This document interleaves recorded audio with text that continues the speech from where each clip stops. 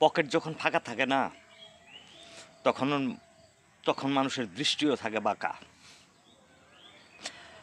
আরে মা বাবা ভাই বোন আত্মীয় স্বজন তো দূরের কথা, নিজের সন্তান যখন 10টা টাকা চায়,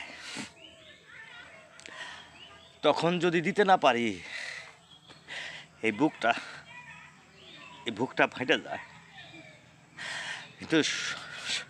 কিন্তু তখন সন্তানও বাঁকা চোখে দেখে। এই দুনিয়াতে পরামর্শ দেওয়ার মতো অনেক লোক আছে, কিন্তু কিন্তু হেল্প করার মতো কোনো লোক নাই। দোকানে যখন বাকি টাকা বেঁচে যায়, বাকি টাকা দিতে না পারি, তখন দোকানদার অনেক খারাপ কথা বলে। অনেককে জিজ্ঞাসা করে, অমুককে দেখি না, অমুক টাকা দেয় না। তখন অমুক বলে, এটা তো ভালো কাজ করে নাই, এটা তো ঠিক না।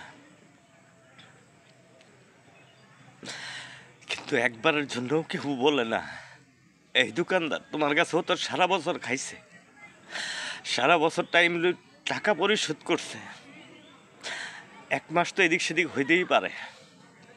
বা এই কথাও বলে না যে বন্ধু তুই কই, বা ছোট ভাই তুই কই, বড় ভাই তুই কই, আয় তোর কত টাকা প্রয়োজন, কত টাকা হলে চলতে পারবি, বা চাকরির প্রয়োজন, এই কথা বলার মতো কেউ নাই। অথচ দোকান বাকি না দেওয়ার কারণে দোকানদার অন্যজনকে বিচার দেয়।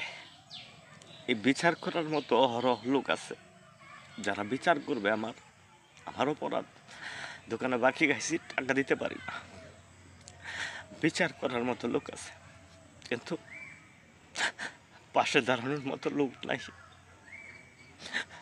এই জন্যই বলবো, আমার দৃষ্টিকোণ থেকে আমি বলবো, যারা ভাই ব্রাদার আত্মীয় স্বজনকে নিয়ে যারা সুখে আছেন, টাকা থাকলেই সুখটা থাকে। আজকে টাকা আছে দেখে বন্ধু বান্ধব আত্মীয় স্বজন লোকজন কাউকে চিনতেছেন না, সবাইরই আপন মনে হইতেছে। আজকে আপনার টাকা শেষ হয়ে যাক, পরীক্ষা করে দেখেন যে আমার কথা কতটুকু সত্য। এই দুনিয়াতে টাকা না থাকলে কেউ আপন না, টাকার কোনো বিকল্প নাই।